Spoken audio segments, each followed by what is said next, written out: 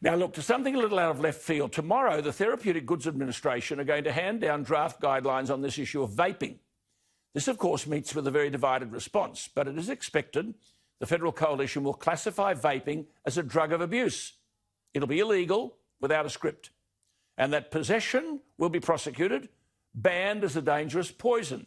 Now, whatever you might think of vaping, I find that kind of justification appalling. So, are we to believe the Therapeutic Goods Administration is going to ban a low-risk nicotine liquid designed to stop people from smoking, but cigarettes are available everywhere?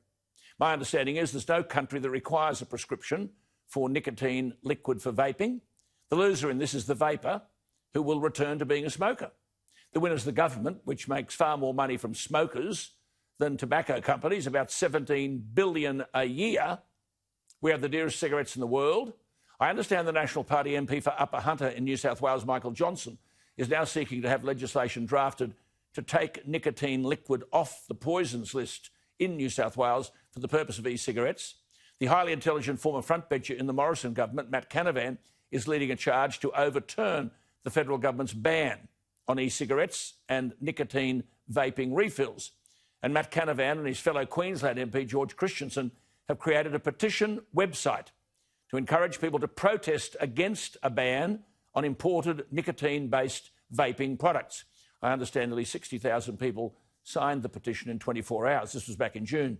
And as the petition says, and I quote, Australia once led the way in reducing smoking, but with such harsh restrictions on vaping, Australia risks reversing that trend. Australia is one of the few developed countries where e-cigarettes are not legal. Matt Canavan cited a UK study which he said found that vaping nicotine was 95% less harmful than cigarettes, and the UK, Canada and New Zealand are supporting nicotine vaping as a measure to help smokers quit cigarette smoking. But the Health Minister, Greg Hunt, announced in June the federal government would ban the importation of nicotine-based refills and e-cigarettes for a year from July 1, which is now, and they're banned. This review by the Therapeutic Goods Administration is likely to be handed down tomorrow, and I suppose it'll do the bidding of the government. Well, one person who's written powerfully about this is Professor Ross Fitzgerald, one of Australia's leading historians who writes splendidly and powerfully on many fronts. He is an emeritus professor of history and politics at Griffith University, the author of 42 books, most recently a memoir, 50 Years Sober, An Alcoholic's Journey, published by Hybrid in Melbourne. He joins us from our Sydney studio. Professor Ross Fitzgerald, good evening to you. Thank you for your time. So, smoking's a public health burden. 21,000 Australians and globally 8 million people die every year. Cigarettes are available legally from over 20,000 outlets. They're more expensive than in any other country. What's going on here? Well, I mean, we've never had prohibition of cigarettes, and we really haven't had prohibition of alcohol for Europeans. We did have prohibition of selling alcohol to Aboriginal peoples from the 1860s to the 1960s. There's a tremendous push to bring about prohibition, to actually prohibit vaping.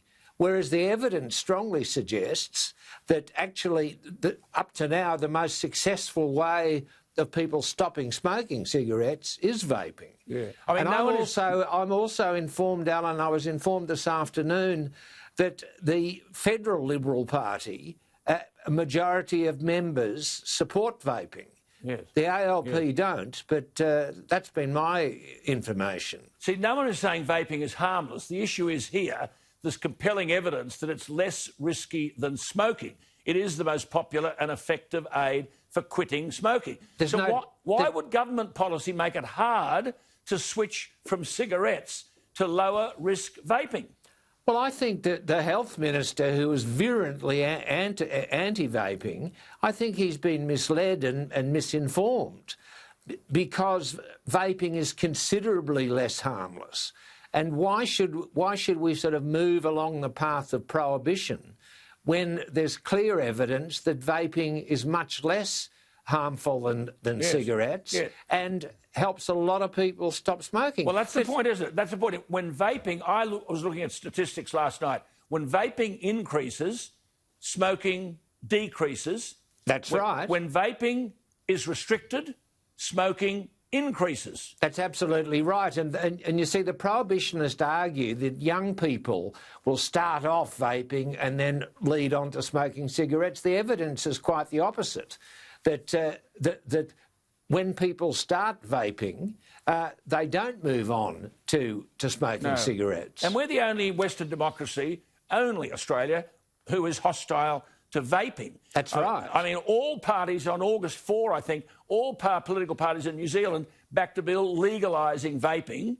So where do you think this is going to end up, Ross? Well, I'm afraid the prohibitionists look like they're going to win. I certainly hope not. There's almost 500,000 Australians who do vape, you know, Alan. Yep. And it's a tremendous infringement upon personal liberty. Good on and you. one should always be aware of the dangers of prohibition. Absolutely. Good on you. Great to talk to you. Keep writing. I love your work. Lovely to talk with you, Alan. You too.